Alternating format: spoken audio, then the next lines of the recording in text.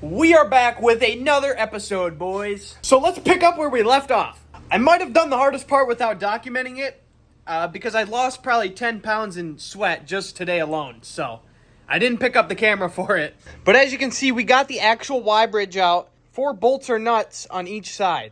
So like I was saying in the last video, you can see this thing only is held in with 2 O-rings. And when you decide to build boost, she goes, bloop, gone.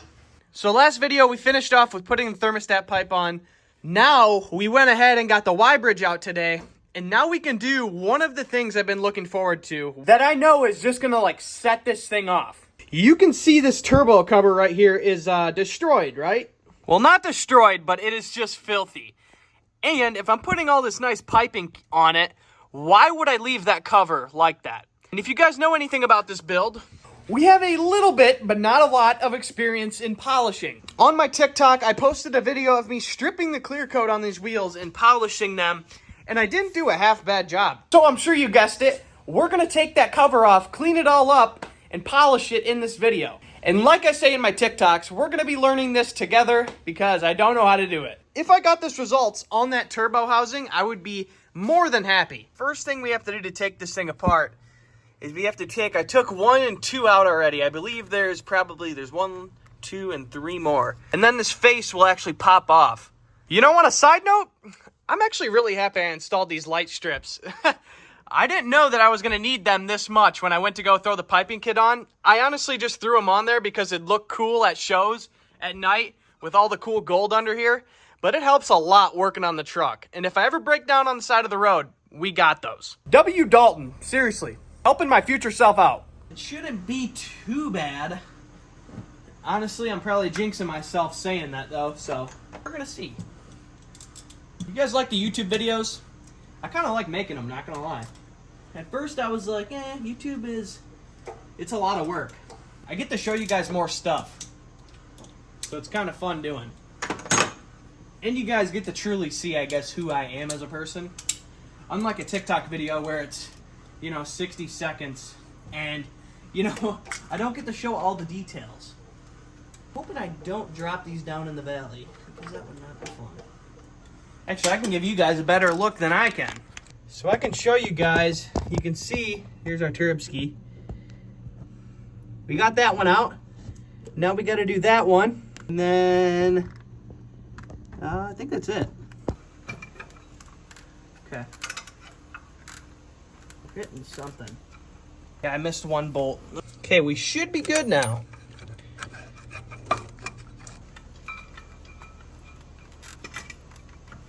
Dude, I don't know how this happened, but a piece of window tint got stuck down in the valley. How does that even happen? So I'm filming a TikTok in the middle of this, but the first thing I have to do is go ahead and clean this thing because it is just filthy. Then we can go ahead and start sanding it.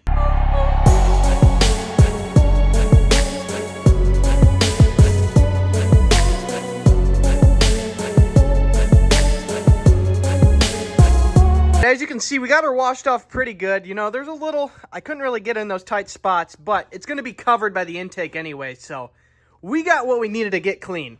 So I'm going to go ahead, honestly, with how good this thing came out and like how shiny it is already, I'm just going to go ahead and take a little hand polish on one of these little spots. See how it turns out. Normally, you would actually take sandpaper, do it like 800 probably or 600, something like that, and then polish it, but I'm just going to see if some hand polish works for now. I'm going to grab a microfiber and start going at her. Honestly, if this works, I'll be pumped. Forgot, I got to shake it up.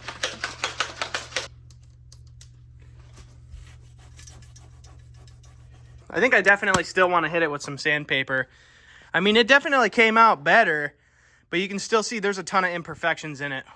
All right, boys, so this is what we're looking at. You can see the scratches are somewhat fine.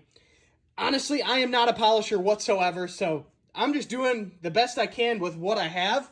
I'm literally using, I don't think this is supposed to be used for polishing, but I'm doing it anyway. The little stuff adds up so quick, running back and forth to AutoZone. I'm at the point where I'm just going to use what I got and hopefully I get good results. So I'm going to go ahead, hit this with the red scuff pad I got right here.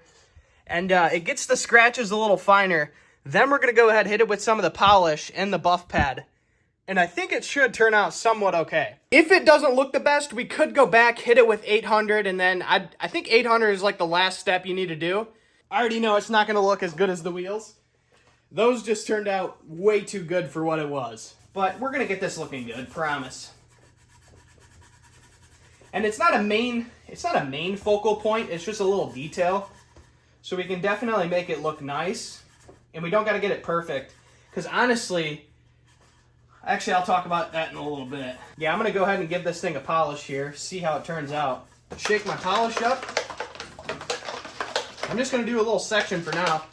You know what, I might just do the whole thing, screw it. Hopefully I have enough of this. The only problem I'm going to have is keeping it in one spot, because it's so hard to hold.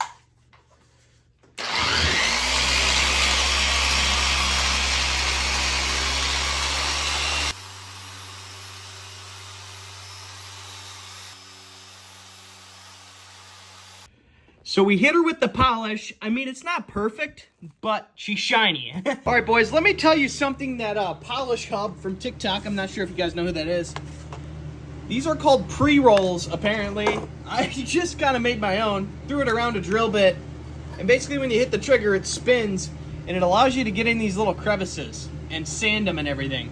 So we're gonna go ahead, hit these with some pre-rolls, and see how it works. Once again, that was a super late night.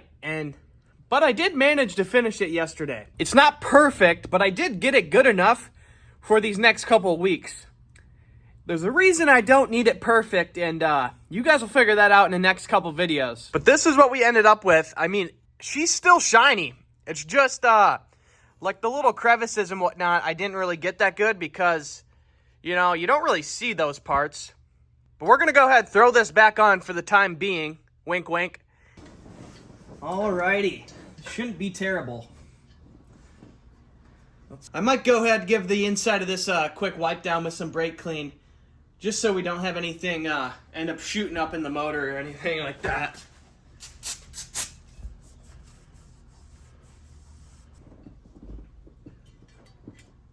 Actually, I'm going to wipe off the actual turbo part too.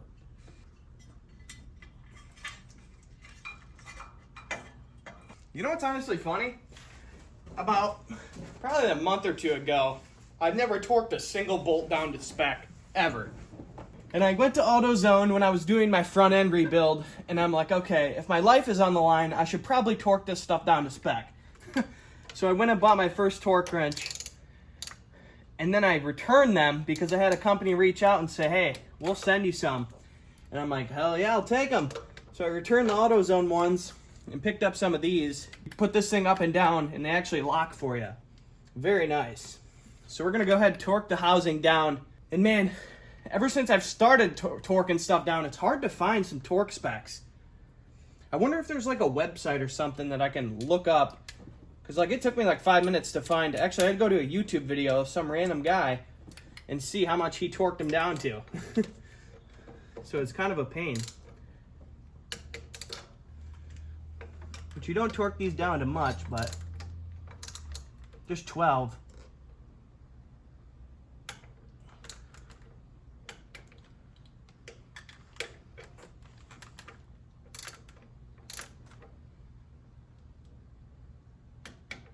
All right, boys, we are about to put the actual Y bridge in the truck. I just got to clean the mating surface off real quick. I'm going to use some brake clean with a microfiber. And then we can go ahead and put the first piece in, but I can't put the second piece on right now because I'll show you why. So, you know me, I'm getting all giddy about getting this turbo cover out, and if you see that hole right there I'm pointing at, that is where the map sensor goes. And while I was pulling out the Y bridge and compressor housing, the sensor quite literally snapped off inside of that hole. Thank God I was able to get it out. You can see the little orange cover right there. I actually read a horror story on a forum. I was seeing if anybody else had that problem happen to him, and one guy had it fall down in his intake manifold and he couldn't find it. So let's just say I was stressing getting that thing out because I didn't want that to happen, because then I probably would have had to take the whole motor apart, like the actual motor, and I don't want to do that. But I just used a pick, got it right out, and we're good to go. I just got to go buy a new $50 sensor. Thank God it wasn't the MAF sensor, because those are like 200 bucks. I have to replace that blanket back there as well. We can do that. I think I'll go ahead and tackle that this video too. That turbo is the nicest looking thing in this engine bay right now. But yeah, how do you guys feel about the gold and the silver together? I kind of like it. We've got to get these pipes switched out yet, but once we get it all together, I think that's going to tie in really good. I'm going to state the obvious here. It'd be a lot easier to put the Y bridge in if we took this piece off and then just put these little nuts on after we got it down in the valley. So that's what I'm going to go ahead and do. I'm kind of curious to see if they use O-rings too or what. And boom. Yep, there's an O-ring right there. Alrighty. I wish I could give you guys an up-close look, but my tripod's not tall enough to look over the truck. I think this one's actually a lot easier to put in than the factory one, maybe. Now that I'm looking at it. Okay, maybe not. Alrighty, we got the Y bridge down in there. We got 2 of the bolts on. Now we got to do the other 3 nuts and the other 2 bolts. But I got to go deliver a couch quick. I'll bring you guys with me. All I do is basically wash the cushions, relist it, sell it. This is what I used to do before I started doing content creation, but I had a partnership and everything and fell out. And I wasn't happy doing it. I'm still not happy doing it. I'm just trying to, you know, I'd rather do the content creation full time, but you never know. Hopefully one day our dreams come true. I want to get a second truck here soon. I just don't have the money for one right now. I need like $5 grand and I can pick up a second truck that I've been really wanting to get. On YouTube, there's not all my followers watch it, so when I say something, not everybody's going to know about it right away. Got my merch designs today. I can show you guys actually when I get back home. Turned out really good. I'm actually really happy with them. If I can get the merch thing rolling and we can sell shirts and sweatshirts quite a bit, I should be able to get there pretty quick. And a lot of you guys don't know everything about me, which is kind of why I created this YouTube channel. My dad owns a flooring business, so I grew up around business and basically always done my own thing on the side no matter what. Like I used to do window tint when I was in high school, when I was super young. You know, when I was in elementary school, I'd resell fidget spinners with my old scooter bearings. I'd take 3 scooter bearings, put one in the middle, and spin it. Dude, I think I made like 50 bucks maybe reselling those. Those were the days, man. Another thing that I found is super common too is like doing stuff like this, people will let their mind limit them. Like, oh, how do I get the couch up there by myself? I can fit 4 sectional pieces just in my truck bed. By myself. I load them by myself every time. Like, watch this, boys.